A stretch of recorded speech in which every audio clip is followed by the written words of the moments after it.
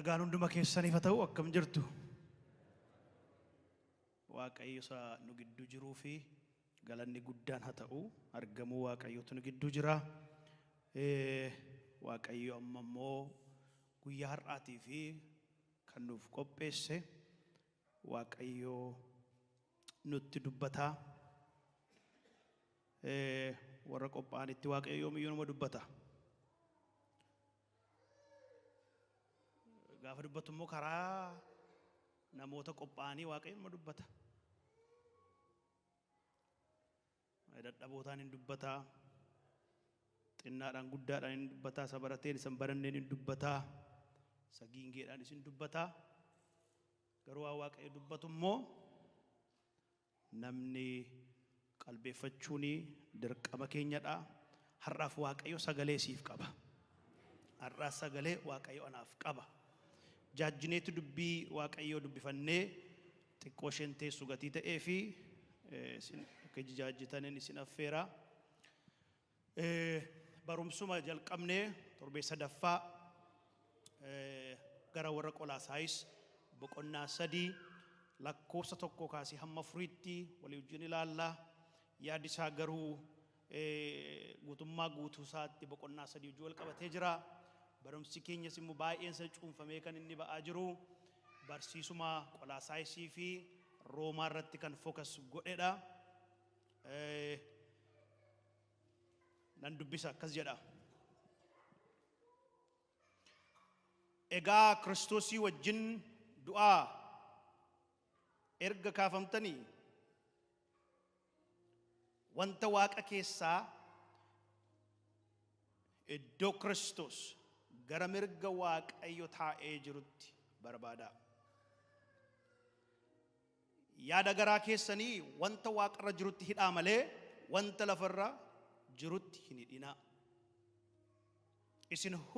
Isin duutaniittu jireenyi keessan Kiristoosii wajjiniin Waaqayyo keessa dhokateera. Kiristoosii inni jireenya nuuf ta'e yommuu mul'atu isinis immoo isaa wajjin ulfinaan mul'achuuf jirtu. Ameen. Gabaabsinee Waaqayyo akka nutti dubbatuu fi hin kadhanna.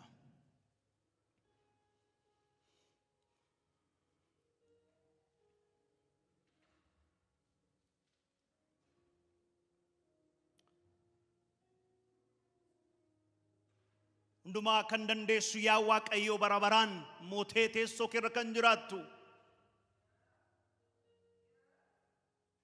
Barri fi yeroon kan sin daangessine. Barri jireenyi kee lakkoofsa kan hin qabne.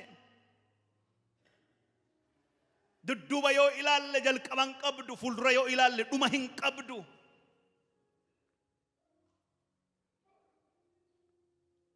Ani eenyu kanan fariyan fuuldura dhaabbadhu yeroo garbichi kee siin jedhetti. Namacha giingee fuute ani isin hin fayyadama. Afaan kan uume, arraba kan uume anaadha.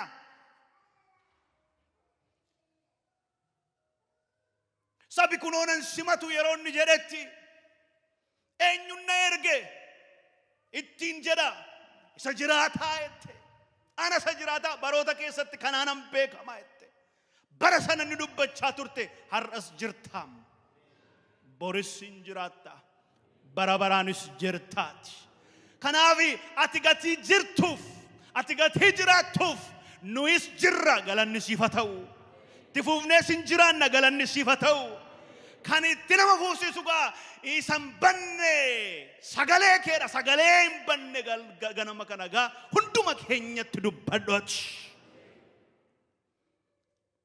Amma yeroo kanatti sammuu keenya keessaa yaada qalbii keenya keessa hafuura keenyatti wanti ulfaatee jiru nu garaarraa wanti ta'ee jiru si akkan argineef si akkan dhageenyeef maggaarajaa kan ta'ee jiru ba'aa kan ta'ee jiru garaan namaa ulfaatee kan jiru yoo jiraate dhibee har'aatiin rakkoo har'aatiin argachuuf dhabuu har'aatiin haala jireenya har'aatiin hafuurri tulfaatee jiru hafuurri qabamee jiru yoo jiraate amma yeroo kana maqaa Yesuusin haa hiikamu. Maqaa Yesuus Kiristoosin haa hiikamu. Namni hundinuu sagalee kee dhaga'uutu irra jira. Sagaleen kee immoo haala nuyi jirru keessaa nu baasa. Maqaa Yesuus Kiristoosin akkasin dhageenyee fi wanti gaara ta'e amma maqaa Yesuusin humna du'aa ka'uu Yesuusin haa dha'u. Maqaa Yesuusin haa ka'u. Maqaa Yesuusin haa ka'u. Seexanni kan tarreesse, foonni kan tarreesse, biyyi lafaa kan tarreesse. Akkamitti as teessa maal hojjettas yaa hojii baay'ee qabda waan hin xumurre manaa baay'ee qabda hoomworkii baay'ee qabda hojii baay'ee qabda jedhee kan yaadaaf qalbii namarra taa'ee jiru amma maqaa Yesuusin haa gadhiisu. Humna du'aa ka'uu Yesuusin haa gadhiisu. Hafuura namaa haa gadhiisu. Yaada namaa haa gadhiisu. Qalbii namaa haa gadhiisu. Hafuura qulqulluu darbitii hunduma keenya argadhu. Anis dubbin dubbadhu gooftaa koo ati na eegi. Yaada koorraa foonirraa dubbadhee akkan hin dogoggorreef hafuura qulqulluu ati anaan fayyadamish. Ati ana eegi. Dhoksaa isa gadi fagoo sagalee kee keessa jiru sana isa waraabamee hin dhumne nuuf ibsi. Maqaa Yesuusin ameen. Gooftaa Yesuus Kiristoosii fi ulfina guddaa kennaati noora.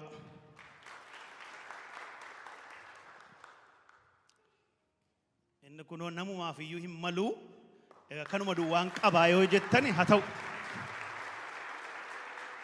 Halleluuyaa. Yesuusiif hin mala mitiire. Okay. Torban lammaan har'aa lakkoofsa sadii irratti xiyyeeffanneetu dudubbanne radibeen dubbisa. Tunan dubbisiin dura si yaadachiisuudhaaf lakkoofsa tokko hamma furiitti qabxii ja'an tokko baafne turre dheengadda yoo yaadattu ta'e qabxii ja'a keessaa qabxiin sadii wanta Waaqayyo hojjete wanta Waaqayyo xumure. Innis immoo tokko isin duutaniittu jireenyi keessan Kiristoos keessa dhokateetu jira. Kiristoosii wajjiniinis immoo du'aa kaataniittu. Sana booddee immoo namooti waan isaan gochuun irra jiru warri Qolaasaayis immoo itti dubbata. Egaa warri duutanii du'aa kaatan kun immoo yaada keessanii gara wanta waaqarra jirutti hidhaa. Wanta waaqarra jiru barbaadaa. Sana booddee immoo Kiristoos inni jireenya nuuf ta'e kun gaafa mul'atu nuyis immoo ulfinaan isaa wajjiniin mul'achuuf jirra jedheetu dubbata. So kiristiyaanummaan waan xumuramedha. Waaqayyo waan xumurametti dhala namaa hundumaa affeere. Malee kottaatii ofii keessanii hojjetadhaati fayyaan jenne Waaqayyo.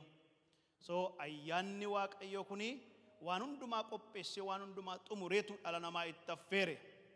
Kanaaf egaa warra isatti amanan kana hundumaa Waaqayyo karaa ilma isaa Yesuus Kiristoos akka isaan du'ani Kiristoosii wajjin fannifamanii du'anii akka du'aa ka'an.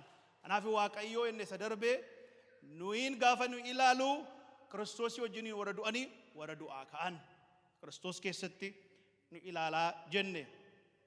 Egaa gooftaan Yesuus Kiristoos du'ee du'aa ka'eera gatii ta'eef torban darbee isin duutaniittu isa jedhu erga ilaallee wantoota du'e keessa deebi'een ilaallu wantoota jalaa duunee waan baay'ee tarreessinee isa hin dubbadhu yeroo kana jalaa fixa gatii ta'eef har'a immoo du'aa kaafamtaniittu isa jedhu ammayyuu awwaala keessa jirratu hin taane Kiristoos awwaala keessaa ka'eera gatii ta'eef amantiidhaan warra isatti amannus immoo isaa wajjiniin du'aa kaafamneerra.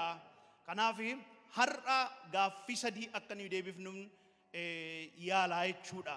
Tokkoffaan akkamittiin Kiristoosii wajjiniin du'aa kaafamne isa jedhu kana. Do we understand akkamitti akka du'aa kaafamne? Do you know akka du'aa kaatee jirtu? So akkamittiin kun raawwatame immoo yoomis immoo raawwatame lammaffaan immoo Kiristoosii wajjin du'aa erga kaafamne booda maaltu jijjiirame maa inni wanta haaraa maaltu immoo dhufe ergi immoo du'aa kaane immoo wanti haaraa maaltu dhalate maaltu uumame ni sadaffaaf inni dhuma immoo egaa namni du'aa kaafame immoo akkamittiin jiraachuu qabaa isa jedhu gaggabaabsineetu walii wajjiniin ilaalla.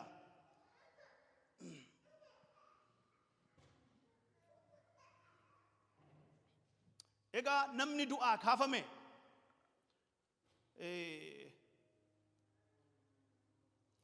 akka kaleessaatti jiraachuu hin danda'u. Du'aa ka'uun uumamuma isaatiin jijjiiramuma fida. Namni du'aa ka'e jijjiirama wayii inuma argisiisa. Jireenya isaa kaleessaa, deddeebii isaa kaleessaa, waan kaleessaa exactly jiraachuu hin danda'u. Kanaaf du'aa ka'uun dirqama must maal produusii godhaa jijjiirama produusii godhaa jechuudha. Namni du'ee du'aa kaanaan. Kanaaf egaa har'a Kiristoosii wajjiniin du'aa kaafamtaniittu Phaawulos kan inni jedhu kana du'aa kaafamtaniittu du'aa of kaasaa jedha miti. Nama barbaaddadhaa jedha miti. Namni du'ee ofii isaatiin du'aa ka'uu hin danda'u. Kanaaf Phaawulos warra Qolaasaayisitti baay'ee kiliiriidha. You have been resurrected with Christ. Du'aa kaafamtaniittu. So kana immoo kan godhe Waaqayyoodha. Galanni Waaqayyoof haa ta'u. Egaa Yohannis boqonnaa 11 lakkoofsa 44 irratti yaadattu yoo ta'e Alaazaar gaafa du'aa ka'ee Gooftaan Yesuus Kiristoos waamee Alaazaarin du'aa gaafa kaasee akkasittiin jedhe. Kanaaf namichi du'ee ture suni awwaalicha keessaa gad ba'ee. Namichi du'ee ture suni kun physical death dhanni. Namichi du'ee ture kuni suni awwaalicha keessaa gad ba'ee. Miilla isaa fi harka isaa wayyaan hidhamee fuula isaattis uffanni maramee ture. Yaadadhaa miila isaatti harka isaatti akkasumas immoo fuula isaatti uffati maramee ture. Yesuus sana booddee akkas jedhe irraa hiikaatii gad dhiisaa hadhaqu jedheetu isaaniin hin abboomeedha. Maqaan Waaqayyoo kan eebbifame haa ta'u. Alaazaar isa du'ee ture Gooftaan Yesuus Kiristoos kaaseeraani. Garuu Alaazaar lubbuu qaba jiraataa ta'eera. Akka nama jiraataa ta'eetti akka nama lubbuu qabuutti garuu amma gad hin baane mul'ateetu hin jiru. Uffata awwaalaatu itti marameetu jira. Uffata awwaalaa keessa jira ammayyuu. Kiristoos du'aa kaaseeraani. Jiraataa ta'eera. Garuu ammayyuu Alaazaari hidhamee jira. Miilli hidhameera, harki hidhameera, fuulli hidhamee jira. Maaliin hidhamee jira? Isa ittiin awwaalanii uffata sanaan marameetu jira. So dhugaanni jiru Alaazaari isa Gooftaan hojjete keessa jiraachaa hin jiru amma iddoo kanatti.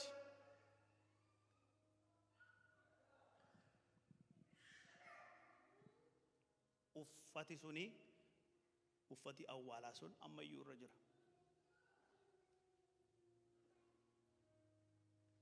Ati du'aa kaafamteetta garuu ammayyuu uffata awwaalaatiin maramtee jirta. Kanaaf egaa har'as immoo kiristiyaanonni baay'een Kiristoosii wajjiniin du'aa kaafamtaniittu jedhee hojii Waaqayyoo xumure sana ammayyuu kan Waaqayyoo jedhu ati du'aa kaatee jiraataadha jedha. Garuu kiristiyaanonni baay'een ammayyuu du'aa kaafamanii uffata awwaalaa sana maramaniitu jiru ammayyuu. Kanaaf egaa har'a Waaqayyoo kan inni itti bilisa nu baasu akkuma Gooftaan Yesuus Kiristoos abboome uffata sana itti hiikaa'e bilisa baasee jiraata dhagatitee fi freedom yaqabatu dhaqee jiraatu dhaqee tajaajilu dhaqee hojjetuti gaddi isaa gooftaa Yesuus har'a gooftaan Yesuus Kiristoos namoota uffata awwaalaadhaan marfamanii jiran bilisa baasa. Ameen jedhama miti.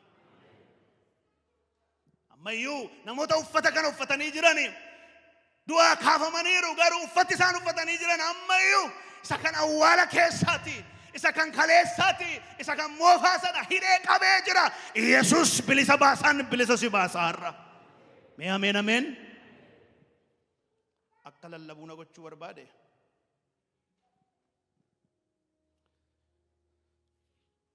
Naaf egaa maayinni Phaawulosii kan inni adreesii gochuu barbaade. Isin du'aa kaafamtaniittuti akka nama du'aa ka'eetti jiraadha. Waaqayyo akkasittiinidha kan inni isin beeku karaa ilma isaa.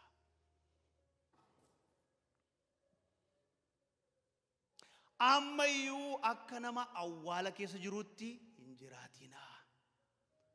Ammayyuu akka nama uffata awwaala keessa reeffitti hin galu sana uffata sanaani hin deddeebi'ina. You have been resurrected. So akkamittiin Kiristoos wajjiniin du'aa kaafamne. Akkuma sila siniin jedhe Qolaasaayis keessa tutturra gatii ta'ee fi boqonnaan 2 lakkoofsa 12 kaasee hamma 13 akkas jedha. Akkamittiin Kiristoos wajjiniin du'aa kaafamne. Yoom du'aa kaafamne?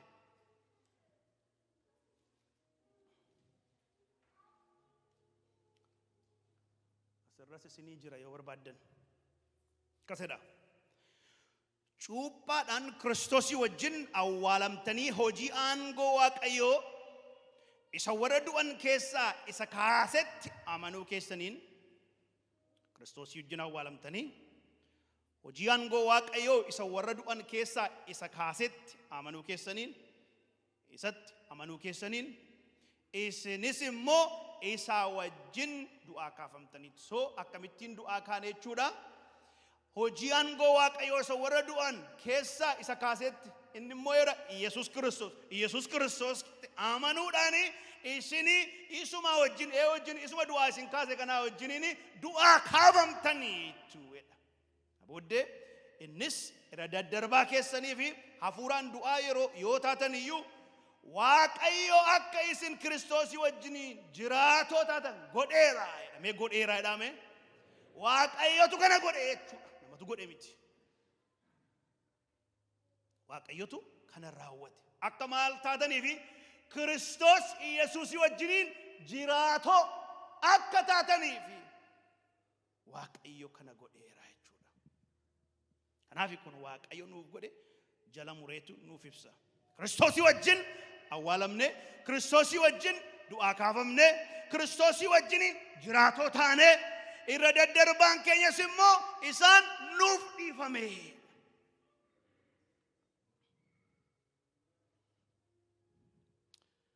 Kiristoos wajjiniin du'aa kaafamtan gaafa jedhu immoo maal jechuudha?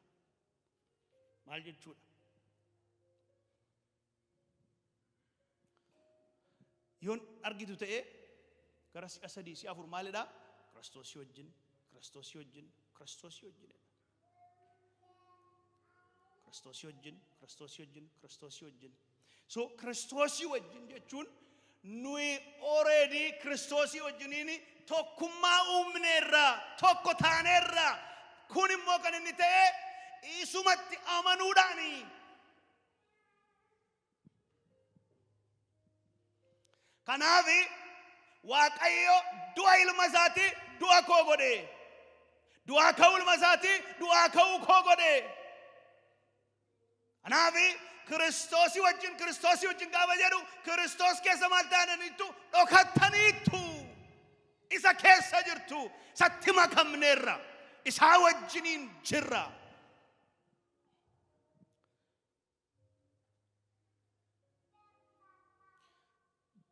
Jireenya du'aa ka'uudhaan ala jireenyi hin jiru. Jireenya du'aa ka'uudhaan ala Kiristoos wajjin tokkummaa qabaachuu hin jiru. jireenya du'aa ka'uudha ala waaqayyo wajjiniin tokkummaa qabaachuun hin jiru.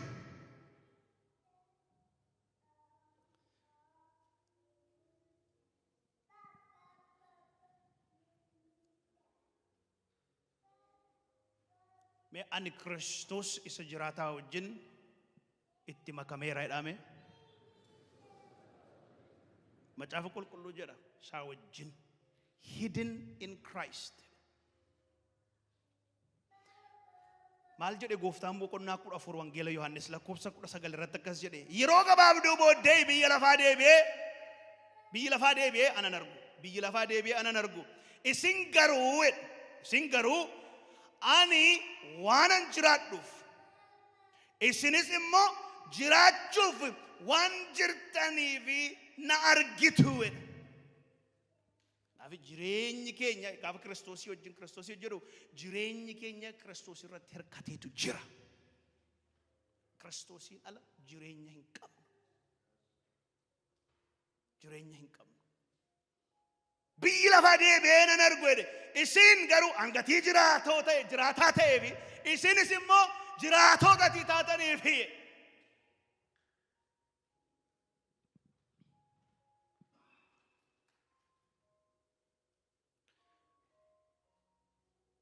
Jirmi dameen muka tokkoodhaa mukichatti qabamee hin jiru yoo ta'e hin goga.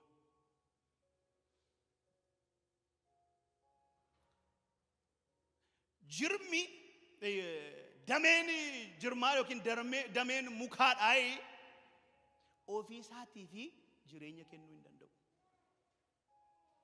Mukichi isanni kennuuf duwwaadha kan inni jiraatu. Kanaaf yoo jirmichi jiraate dameen sun hin jiraata. Kanaaf akkuma kanaa nuyi Kiristoos gatii jiruufi gatii jiraataa ta'eef nuyis immoo hin jiraanna jechuudha. Jireenyi keenyas immoo Yesuus Kiristoosidha. Ameen jedhama.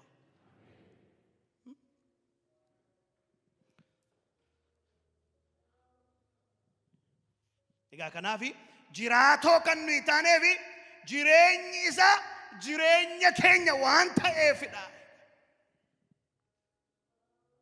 Kanaaf egaa gaafa Phaawulos isaa wajjin gaafa jedhu Kiristoos wajjin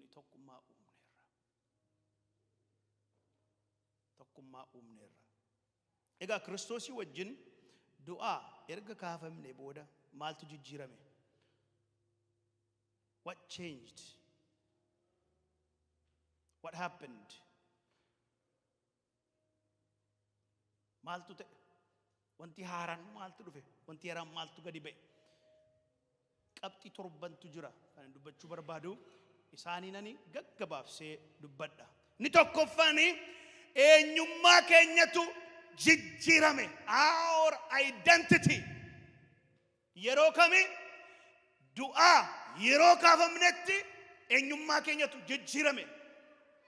Waaqayyo abbanni anaan kan inni beeku isa du'aa ka'e eenyummaan koo nama isa du'aa ka'eedha malee nama isa kaleessaa miti, nama isa moofaa miti, nama isa durii miti.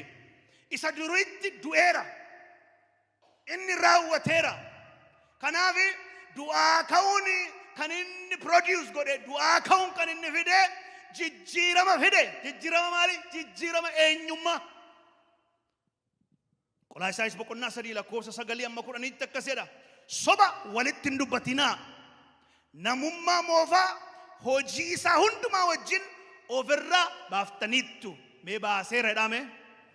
Namummaa moofaa hojii isaas ofirraa baaftaniittu. Sokkeeran is gone. Torban lamaan darbe yaadattu gateef inni du'eera bakka. Du'eera awwaalameera sirratti aboo hin qabu.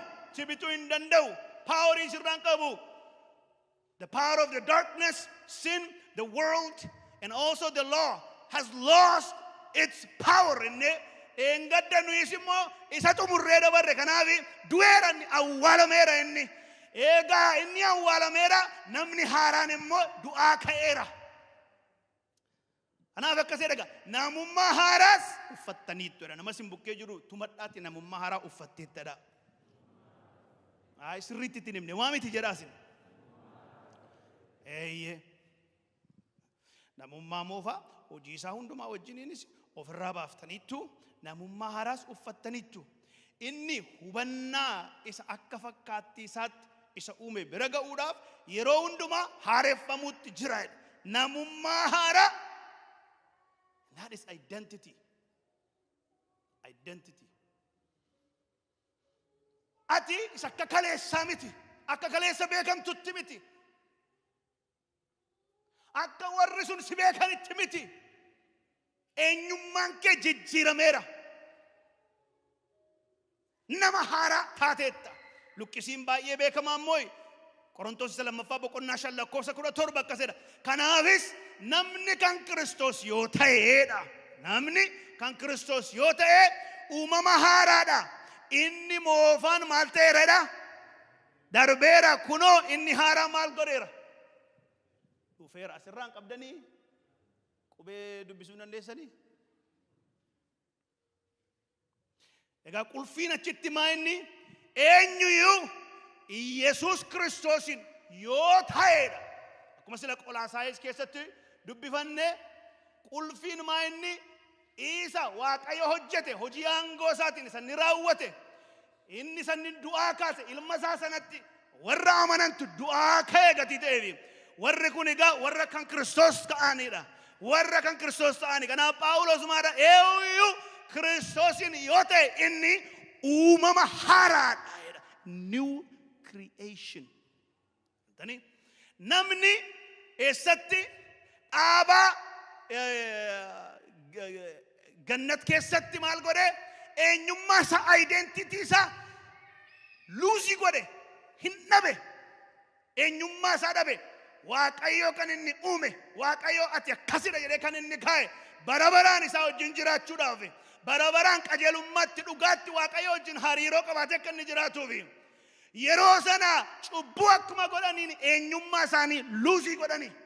Eenyummaa isaanii luusii godhanii. Amma gaa Kiristoositti amanuu keenyaan Kiristoos du'ee du'aa ka'eera ga'eef Waaqayyo iddoo kanatti dhufee maal godhee hin uume haaraa. Eenyummaa keenya isa jalqabaatti nu deebisee jechuudha. Isa Waaqayyo wajjiniin walii galu torban darbe yaadattu mitiire. Eenyummaan inni moofaan isa Waaqayyo wajjin walii galuu miti. Isa Waaqayyoofis abboomamu miti. In fact Waaqayyoonis immoo garaa ciibsuu hin danda'u jenne. Kanaaf Kiristoos du'ee du'aa ka'uudhaan Waaqayyo abbaan maal godhee indaganaa deebiseetu nu uume eenyummaa keenya ganamaatti nu deebisee jechuudha. Maqaan Waaqayyo haa eebbifamu. Kanaaf ati gaa Kiristoosin yoo taate uumama haaraadha. Inni moofaan darbeera. Inni haaraan dhufeera.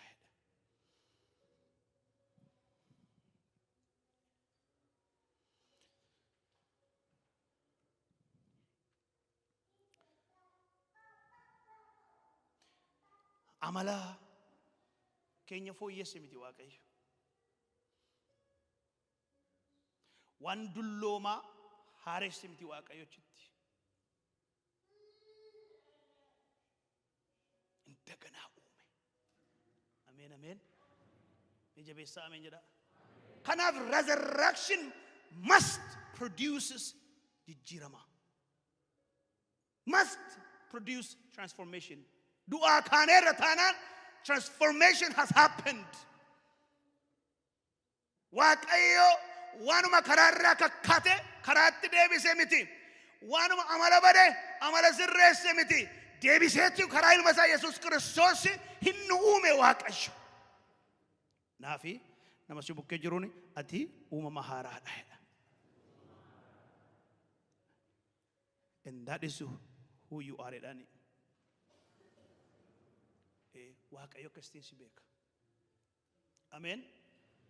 Kanaaf eenyummaan kee jijjiirameera ati sakaleessaa miti. Ati nama haaraadha.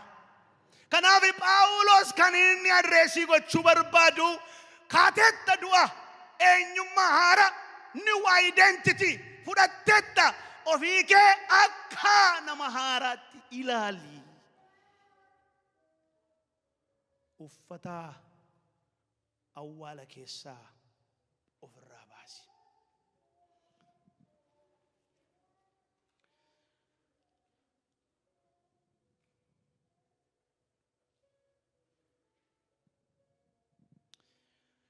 inni moofaan darbeera jechuun isaa maal jechuudha?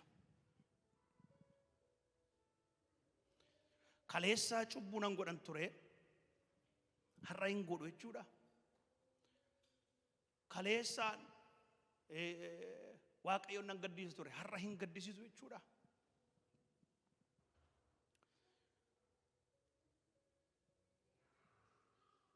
Kaleessaa fedhii mataa koo hin hordofa, har'a immoo fedhii mataa koo hin hordofu jechuudha.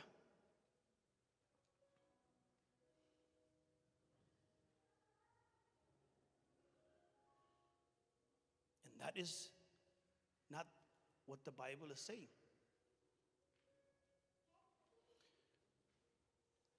Lakki ati eenyummaa haaraa qabda. Inni kaleessa sirratti mo'e har'a sirratti mo'uu hin danda'u. Simply kanuma duwwaadha.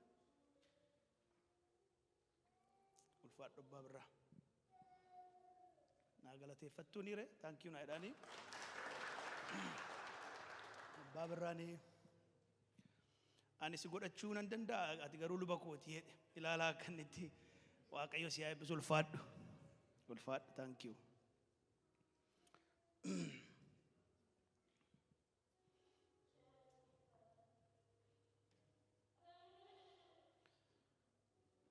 Maa inni Phaawulos iddoo kanatti adreesii wanta inni gochuu barbaadu? Inni moofaan darbeera gaafa jedhu.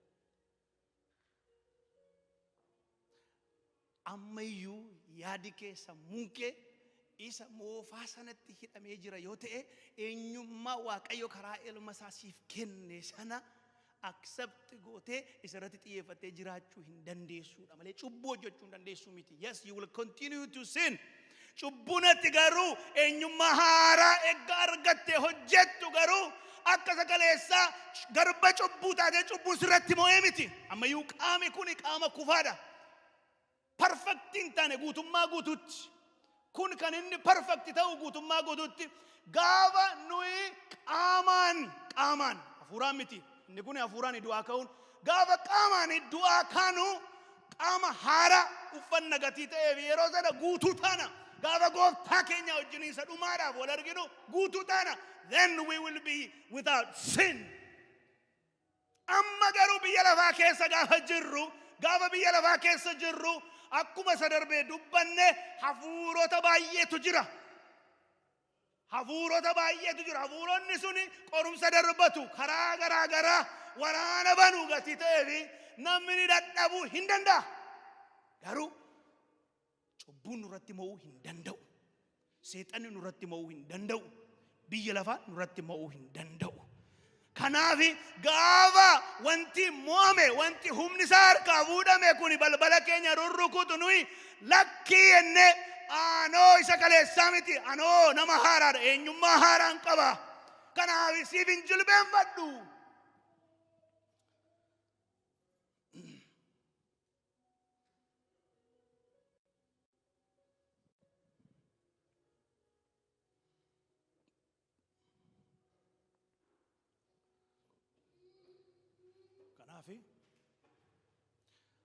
Ati isa Waaqayyo jedhe malee isa biyyi lafaa jedhe miti.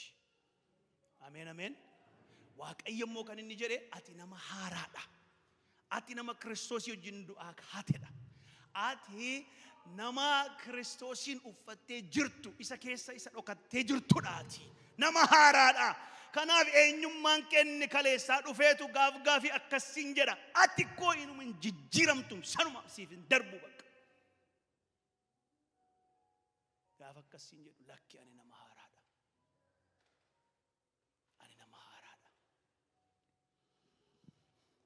Sa'aatiin deemaa dafee hin jedhama yoo qabxii tokko farran jira. Qabxiin lammaffaa immoo soo maaltu jijjiirame isa jedhuuf jechuudha. Erga du'aa kaane jireenya hafuuraa keenyatu jijjiirame. Our spiritual condition, jireenya hafuuraa. Roomee boqonnaa 7 lakkoofsa 6 irratti amma garuu seera isa moofaa dur caafamee jalatti otuu hin ta'in jireenya hafuuraa isa haaraa keessatti akka hojjennuuf ilaa qalbeeffadhaa. Amma garuu seera isa moofaa dur caafame jalatti otuu hin ta'in jireenya hafuuraa isa haaraa isa kamii Isa haaraadha mee? Jireenya hafuura isa haaraa keessatti akka hojjennuufi isa nu hidhate jalaa duunee seerattis hiikamneerraa. Ameen. Kun du'aa ka'uu hafuuraati. Du'aa ka'uu hafuuraati. Hafuura isa haaraa. Hafuura isa haaraa. Inni kuni Kiristoosii wajjiniin du'anii yeroo du'aa ka'antu hafuura namaatu haaraa. Kanaaf maaltu ta'a yeroo sana hafuura qulqulluutu dhufeetu nu keessa buufataa jechuudha. Hafuura qulqulluutu nu keessa jira. Waaqayyo kanatu nu keessa jira. Kanaaf Phaawulos isin mana qulqullummaa Waaqayyooti jedha. Itti fuftanii yoo dubbiftani Waaqayyo akka inni isin keessa jiraatu hafuurri isa hin beektanii jedha. Kanaaf du'aa ka'uun kan inni fide hafuura isa dullooma isa kan biyya lafaa malee kan Waaqayyo hin barbaanne sana ajjeeseetu Waaqayyoo fi masaatii dhufeetu nu keessa gale. Kanaaf hafuura Waaqayyoo argatte ati du'aa ka'uudhaan. Maqaan Waaqayyoo haa eebbifamuuti. Ameen ameen. Kanaaf ati amma hafuura qulqulluu qabda. Ati hafuura qulqulluu hin qabdu namni siin jedhu yoo jiraate sobaadha namni sun.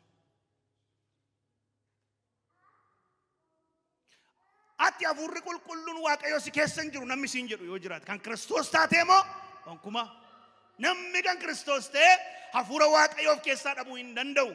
Namni hafuura Waaqayyoo hin qabne kan Kiristoos hin qabu jedha Roomee keessatti. It's impossible. Kan Kiristoos ta'anii hafuura Waaqayyoo of keessaa dhabuun. Nan ariifadha. Efesoon 2:4-6 immoo akkas jedha.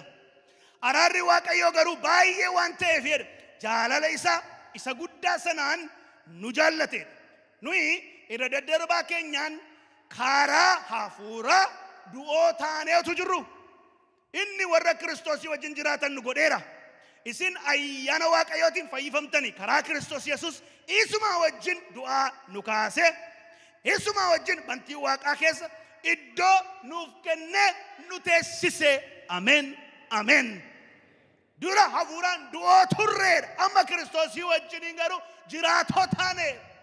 Ela wanta sadii dubbata deebi'ee wanta sadii wanta Waaqayyo godhe iddoo kanatti Phaawulos. Tokkodha. Warra Kiristoosii wajjin jiraannu nu godhe hin godhe Waaqayyotu godhe. Lammaffaa immoo Kiristoosii wajjin du'aa nu kaaseedha. He raised us up and ESVinsa clearly. Sadaffaa immoo Kiristoosii wajjin bantii Waaqaa keessa iddoo nuuf kennee hin nu teessiseedha. Ameen. Ameen.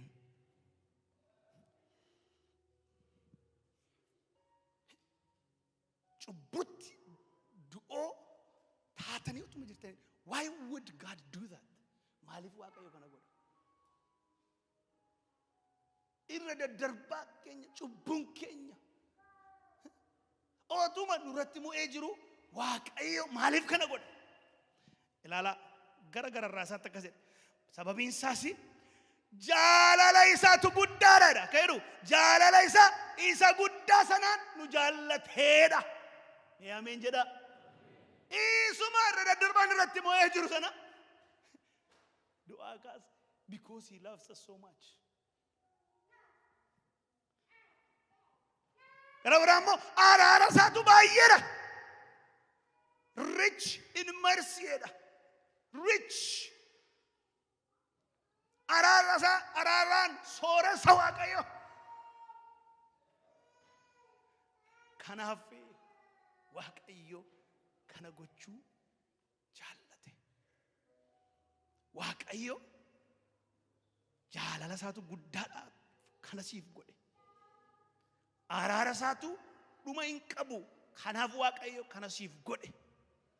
Nama si godhe miti ofii keef godhatte miti hin dandeessu. Namni si gochuu hin danda'u. Biyyi lafaaf kana si gochuu hin danda'u. Namnis biyyi lafaas huba sirra funaana, dadhabbii sirra funaana, quba sitti qaba malee itumati kuftee jirtu siin du'a. Du'aan si kaasa. Ilma koo keessan si dhoksa. Isa wajjininis immoo sin teessisa. Yesus. Yesus. Yesus. Jaalalli isaa guddaadha. Araarri isaa baay'eedha.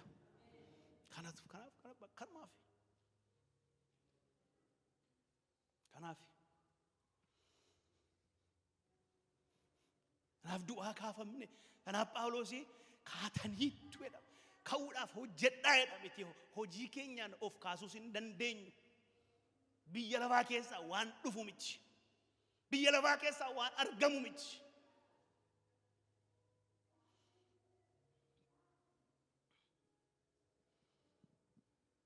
Kanaaf of hin jajini.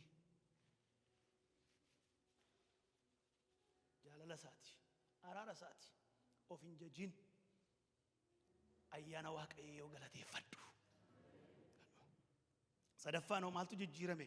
Akkaataama jireenya keenyaatu jijjiirame. The way that we live. Roomee boqonnaa 6:4 nuyi cuubamuudhaan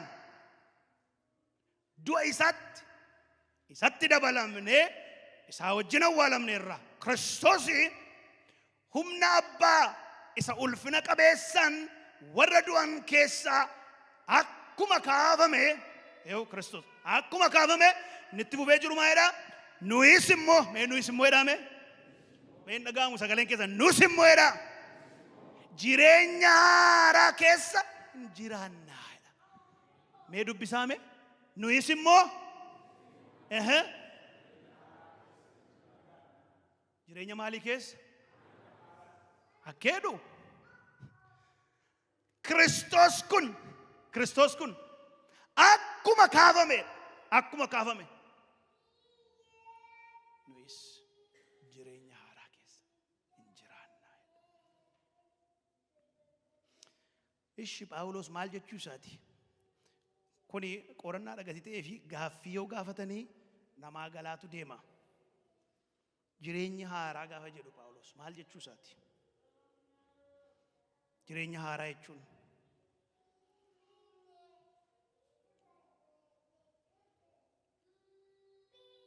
guutummaa guutuutti bakka isin qulqulluu taataniitu jechuudha.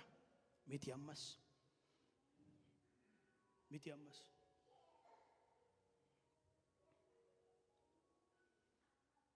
Kallattii isin qabattani, karaa isin qabattani amma haaraadha. Kaleessa kallattiin jireenya keessanii karaa Waaqayyoo irra miti. Yaada Waaqayyoo keessa miti. Toora Waaqayyoo irra miti. Amma garuu tootaalii kallattiin jireenya keessanii jijjiirameera. Sakaleessaa miti. Amma haaraadha.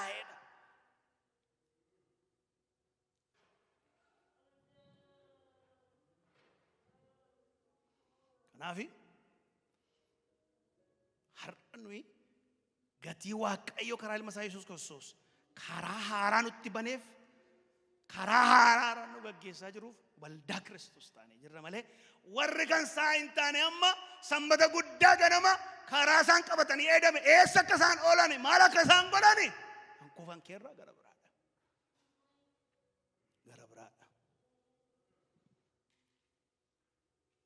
Karaa haaraa kanarra kallattii haaraa kanarra directionii qabannee jirru kanarra karaa itti cubbuudhaan mormani malee karaa irratti cubbuu keessumsiisan miti.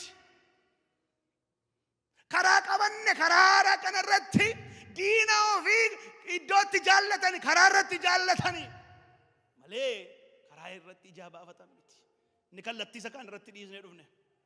Karaa isa kan irratti dhiisnee dhufne.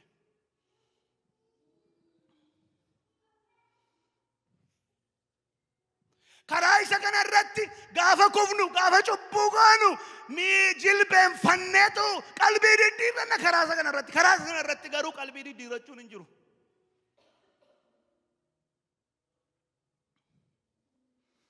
Karaa isa sana irratti waliif dhiisuun hin jiru. Karaa isa kana irratti waliif dhiisu. Naafi Phaawulos gaaf jedhu tootaalii cubburra exempted taatanii qorumsarra exempt taatanii miti. Amma directionii keessattu jijjiirame akkuma sila jedhe tootaalii nuyi kan exempt taanu inni dhufa gaafa gooftaan keenya deebisee dhufuudha. Deebi'ee dhufuudha.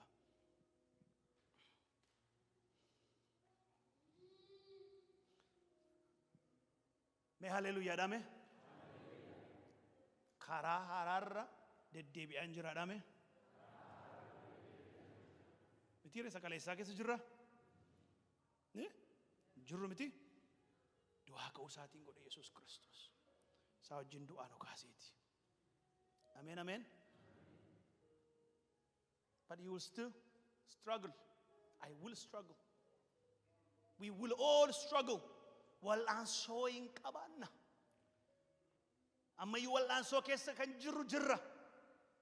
Wal'aansoo hin jira.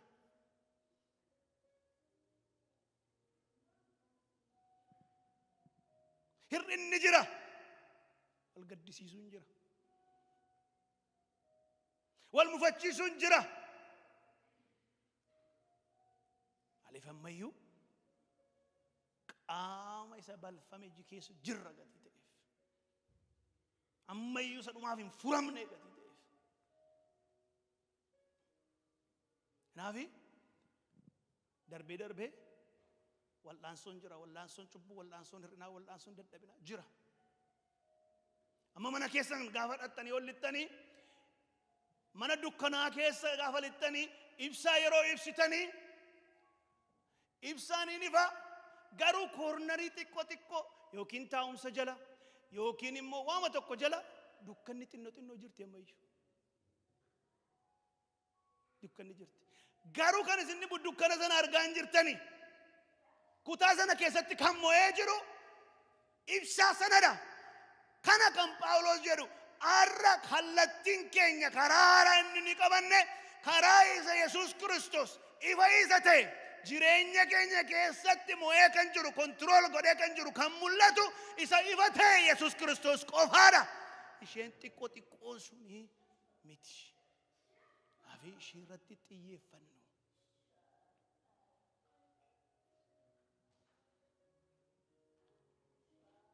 Ifa sana keessa gatii deddeebinuuf, ifa sana keessa gatii jiraannuuf wantooti xixiqqoo dukkana keessa koornarii dhokatan sana immoo gaafa nutti dhufan immoo lafa dhoofna.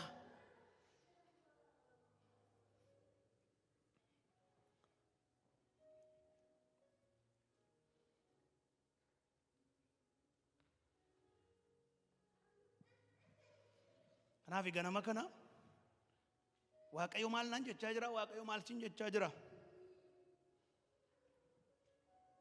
Waaqayyo ilmi koo du'ee ati sitti amanuu isaatiin immoo isaa wajjin duutee du'aa kaatee karaan kee jijjiirameera. Har'a gaaffiin jiru amma siif anaa fi karaan keenya akkamii jijjiirameera moo isuma karaa kaleessaarradha?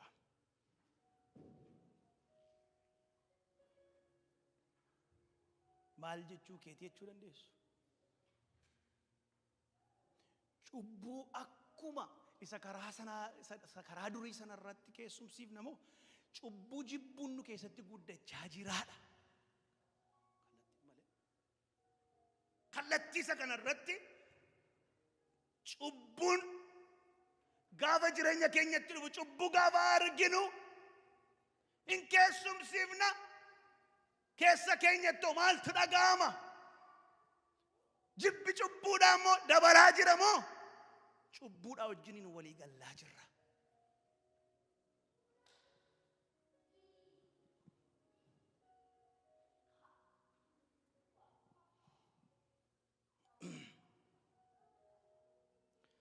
Jaalalli Kiristoos jaalalaan gooftaadhaaf qabu dabalaa jira. Dabalaa jira.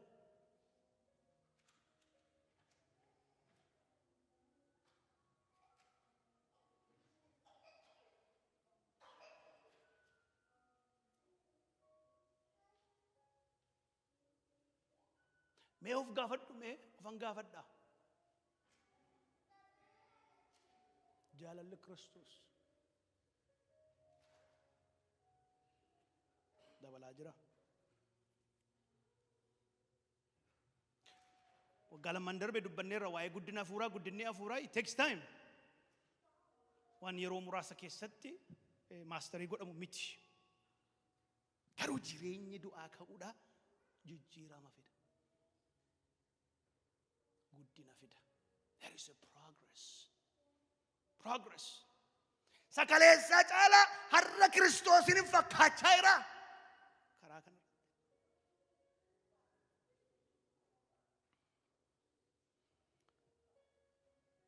ni afraffaa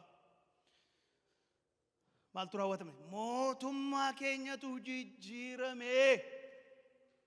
Mootummaa fi mootii keenyatu jijjiirame.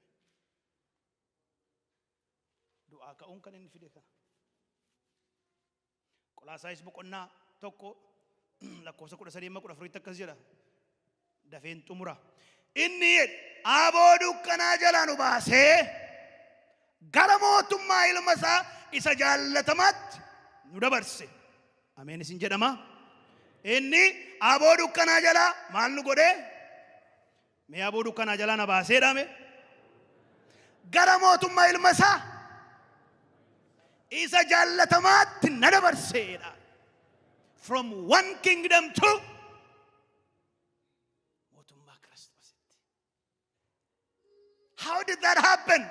Because you believed, you trusted Jesus Christ, and you died, and He resurrected you. Kanaafi Waaqayyo maal godhe? Isa dukkanaa sanaa keessa, mootummaa dukkanaa keessa as ol si fuudheetu as si buqqisee si dhaabe. Waaqayyo Yesuus Kiristoos biratti si beeka. Mee ameen jedhame?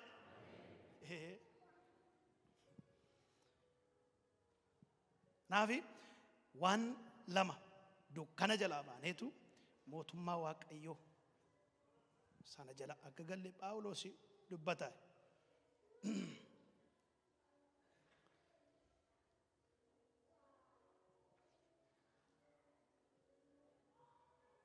Mootummaan inni dukkanaa kan inni ittiin beekamu, kan inni keessumsiisu, akkaataa inni itti gaggeessus, akkaataa inni itti bulchus kan isaa addadha.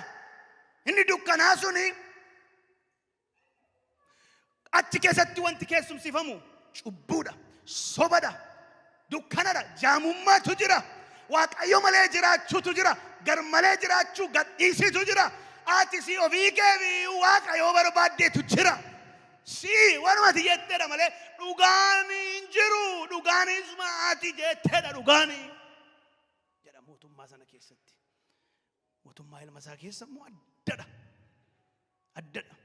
Mootummaan inni kun immoo wanta achi keessatti ta'u, wanta achitti gaggeeffamu, akkaataa inni itti gabanni godhu, akkaataa inni itti gaggeessu dhiifamaanidha, jaalalaanidha, dhugaadhaanidha, furamuudhaanidha. Naafi Yesuus Kiristoos kuni fayyisaa keenya qofaa otoo hin taane mootii keenyadha. Akkaataa inni itti gaggeessu iddoo sakaleessa turre keessaa miti.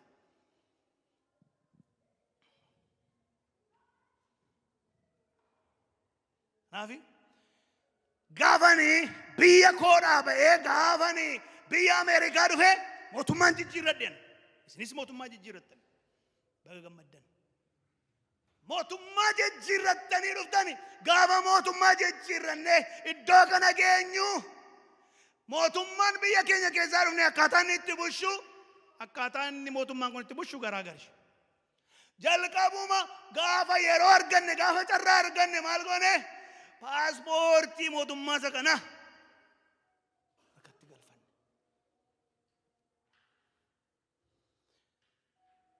Isa jala of galchine, isa ofirratti moosifne. Kanaaf akkuma kana Waaqayyo mootummaa dukkanaa sana keessaa nu fuudheetu har'a immoo mootummaa ilma isaa isa jaallatamaa keessa nu dhaabe. Paaspoortiin nuyi qabnu paaspoortii mootummaa Waaqayyooti. Biyya lafaa keessa jiraanna, Ameerikaa keessa jiraanna. Pirezidaanti Tiraampii keenya, mootiin keenya inni dhugaan garuu Yesuus Kiristoosidha. Kanaaf mootonni wanta Waaqayyoo hin jenneen ala gaafa isaanii hojjetan nuyi kan nuyi jennuuf.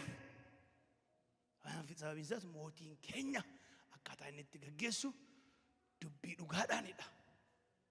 gatii ta'eef. Naafi kan dubushu nuini sagalee Waaqayyo dubbii Yesus Kiristoos. He is our King. Inni mootii keenyadha. Kan gavarni nu godhu jecha isaati sagalee isaati. Maqaan Waaqayyo haa eebbifamu. Shanaffaan immoo lammummaa keenyatu jijjiirame. Citizenship jechuudha. Citizenship keenya jijjiirame. Silaa geessaniitu paaspoortii karaa inni itti fudhatanii yoo lammummaa jijjiirte duwwaadha. Lammummaa kee yoo jijjiirte malee citizenii argachuu hin dandeessu. Filiphisiyoos boqonnaa 3 lakkoofsa 20 irratti akkas jedha. Nuyi garuu nama biyya Waaqarraati. Ameen ameen ameen. Ani nama biyya Waaqarraati ameen. Gooftaan keenya fayyisaan keenya Yesus Kiristoos achii nuuf dhufa jenneetu eeggannaa. Qaamaan biyya lafaa keessa jiraanna garuu lammummaan keenya citizenshippiin keenya Waaqarradha. Hallelujah. Ameen ameen. Maal jechuudha kuni gam? Maal jechuudha? Maal jechuudha? Ela ambassador Itoophiyaa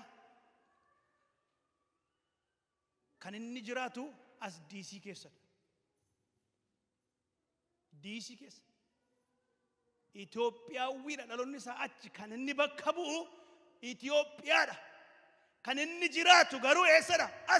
As jiraachuun isaa immoo inni the only reason kan inni iddoo kana dhufee jiraatuuf biyya Itoophiyaa mootummaa Itoophiyaa sana bakka bu'ee jira. Interestii mataa isaa hin qabu. Fedha mataa isaa yaada mataa isaa hin qabu. Kan inni gaggeessu kan inni dubbatu walgahii inni taa'u jireenya inni jiraatu wanta inni godhu hundiyyuu mootummaa Itoophiyaa bakka bu'eeti. Akkuma kana anaaf isin biyya lafaa keessa jiraanna. Garuu manni keenya Waaqarra, lammummaan keenya citizenshippiin keenya Waaqarradha. Kanaaf egaa nuuni isa Waaqarraa bakka buuna iddoo kanatti. Kanaafidha Waaqayyo clearly kan inni dubbatu we are all evangelists. Nu hundi keenya dhugaa baatotadha. Hojjetoota Waaqayyooti. We serve him. We don't ajandaa gara biraa hin qabnu. Kan nuyi bakka buunu, kan nuyi jiraannu tokko duwwaadha. Isa mootiin irratti ta'e bakka jireenyaa keenya iddoo citizenshipii keenya samiirra ta'e sanadha. Asitti sagadi buusneetu dubbachuu jiraachuutu jira. Because we represent egaa yaadda biraa itti fufnaa. Nafiga Phaawulos maal jedha? Egaa Kiristoosii wajjin du'aa erga kaafamtaniidha. Kiristoosii wajjin erga du'aa kaafamtaniidha. Wanta Waaqa keessa iddoo Kiristoos gara mirga Waaqayyoo taa'ee jirutti barbaadaa. Achi barbaada. Ni jaajina. Achi barbaada.